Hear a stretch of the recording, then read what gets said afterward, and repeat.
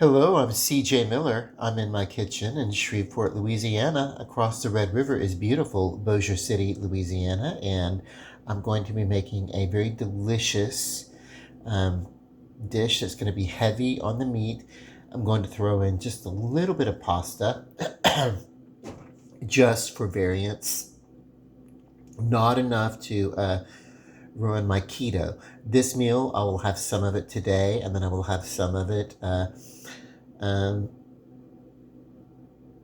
early in the morning. So this will be uh, at least two meals. I probably could get three out of this. Really, this is a three servings. Maybe if you're doing a full-on meal with a salad and a side or something like that, you could really cut these into smaller bits, and you really could get some stretching for your family. But I'm keto, so that means a lot more protein and a lot less of the carb. So what I'm going to do, like I said, these are going to shrink up. They're bigger, but as they cook, they're going to shrink and render off their own broth. But what I'm going to do is I'm going to do basically a clean out the fridge kind of thing. I'm going to use some leftover. You have to remember to count these sauces. Leftover marinara, I'm going to use some of that. 6 grams of carbohydrates going to go here. There are no carbs in this meat, but we're going to get 6 grams there.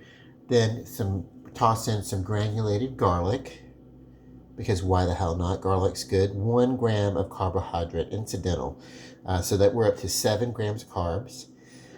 Any carbs that are fiber we'll get to deduct, and so in the marinara there's 1 gram of fiber. We get to deduct that from the carbohydrates, leaving a per serving, which is about half a cup, which is about what I'm going to use. There'll be 5 grams of carbs and then 1 more of the garlic, and then I'm going to put in just a dash or 2 of the Crystal hot sauce, which I don't think has any carbs. Let's see. No carbs in there at all.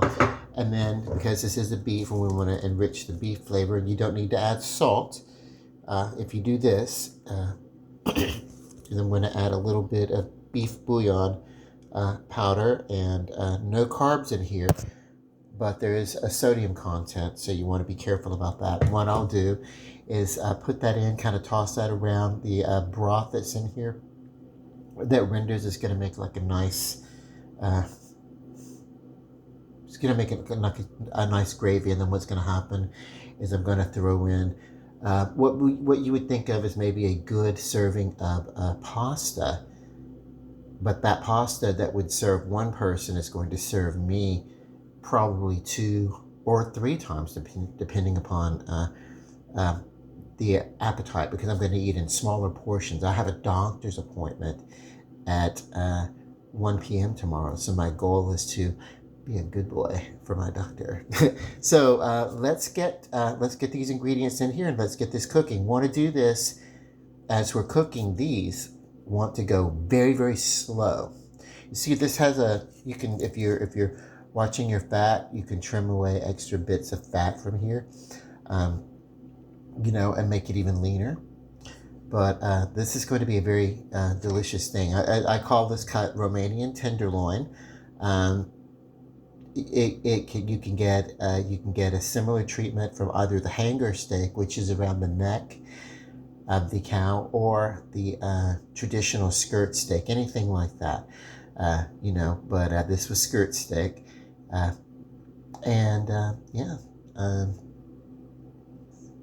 use your kitchen shears and just get that long strip of skirt steak and just cut it into these bite-sized chunks. And it's okay if they're a little larger like this, because they are going to shrink up a bit as they cook. And that's roughly half a cup of the marinara, give or take, whatever. 5, 6 grams of carbs or whatever. So we're okay there. Garlic, you can't over garlic things for me.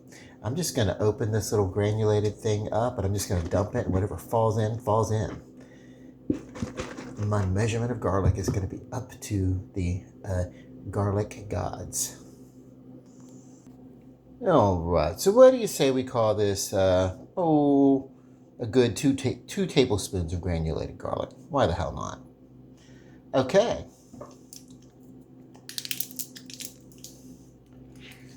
Ha. Get the. You don't want to overly spice this. We want just enough of the crystal to give it a. What am I doing? Trying to uncap a bottle with one hand. I'm very dexterous. I know how to use my fingers.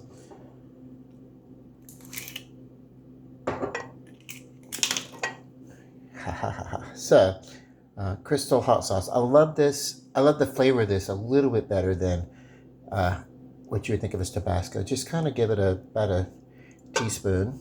Eyeball it. One more to go on. Okay, and then I'm not using the kitchen bouquet in here. Kitchen bouquet, which has all your aromatics, onions, cabbages, and everything. It's really great, but will have a tendency to darken your food, and that's not what I want here. I don't want that.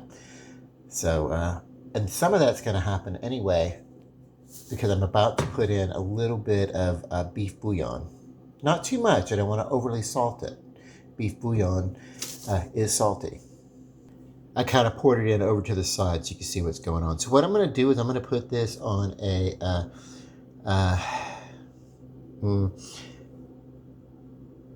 for me, when I turn my dial up to medium, that's a good 180, that's what I think of as high temperature, even though I can go higher. I can go twice as high, really. But what I'm going to do is, and this counts to degrees here, is hot, starting at low and then goes all the way up to, can't believe that, high. But it's a count of I'm just going to turn this up to the position number 2, which is straight at going counterclockwise is how it turns. And I'm going to turn it to the 9 o'clock position. And the 6 o'clock position is as high as really I ever go with the Teflon cooking. But, so that's what I'm going to do. And this is the whole idea is we go slow. We go slow here. You can put a little bit of water in the bottom if you need to, but there's already enough moisture from the in here from the garlic and let's get a render from the beef and everything like that. But you don't need too much. We don't want to make this soupy.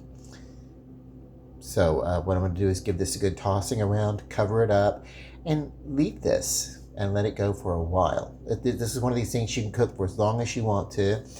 And the whole idea is that, it's going to get more tender the longer that it cooks. It's about 6 o'clock. I want to go at least, or 15 after 6. I'm going to let this stew at least until 7 p.m. And while that's going on, I can do some other household chores, fold a little laundry, put up some dishes, something, whatever. But anytime you're cooking, stay within earshot and eyesight of your kitchen. Don't leave and get distracted. You may think that you're on top of your house and your world and everything, especially some of you homemakers that run a whole family. It is so easy to get distracted. Do not be embarrassed to set an alarm. Safety in the kitchen, is so much more better than wishing you had been a little bit overly cautious later on. Say, after a kitchen emergency. Okay, so let me pause this. Let me get in here and get this all stirred and covered up, and I'll be back after the click. So here we are, 8 minutes till 7. I've rendered some of these juices off, but I can tell you as I'm tossing this around and stirring it, this meat is not quite done. You can make this less than done. You can have you can cook it to medium to different temperatures, but it's a kind of a stringy striated kind of meat, and it I like this cooked tender. I like it cooked done. And you can see the pieces are smaller, but once I get in here and put the pasta in, the pasta is going to soak up some of this. You know, if you wanted to, you literally could remove this. If you want to reduce the oil, you could take these pieces out of the sauce. The meat's still going to be flavorful, and you can put them over anything or have them just by themselves. You could roll them up in a little wrap. But yeah, we need to give this a toss about, kind of mix these up, get some of these lesser cooked bits on the bottom. And even though it's almost 7, I think, and I said I was going to go from about 6:15 until 7, I think I'm going to let this go. I'm not even quite ready to eat yet. So this is something that can sit and slow simmer until I'm ready to eat. And all the better for my keto aspirations. And so what I've done here is I have measured out 2, and I do about that, you know, of pasta. You know, it's just, they're broken pasta, so I did 2 of them instead of 1. One of them would be what I would consider a serving size. Another way to do it is that you see a pasta spoon that's got the hole in the middle of the pasta spoon. So if you put your firm pasta in the middle of that hole, it should measure out, you know, a pasta size, probably a little bit more than a serving of a pasta, serving size of a pasta. But that's okay if there's a little extra pasta in here. I'm going to make about 3 servings out of this. 1 for my dinner, 1 for an early morning, and then 1 possibly if I just have an urge to eat something, you know. If I were to say 2 servings here, hang on. Let me look at the box. Per 2 ounces, which they consider a serving size in the box that I just looked at, you get 41 grams of carbs. I'm going to go ahead and say that there is at least 60 grams of carbs in here in the skillet. But in their measurement of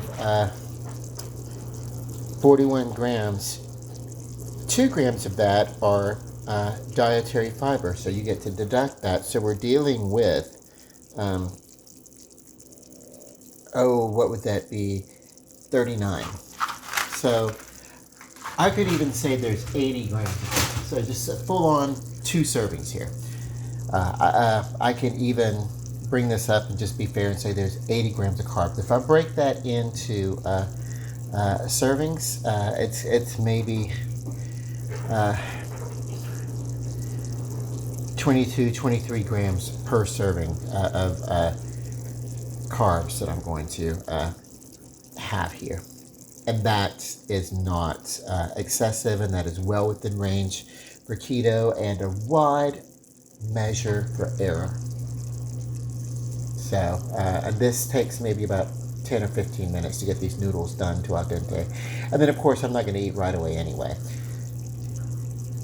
But, yeah, I'm going to stir this in, cover it up, and that's it for this video because it's delicious. I've already tasted it. And love and light. Peace. Ciao, Bella.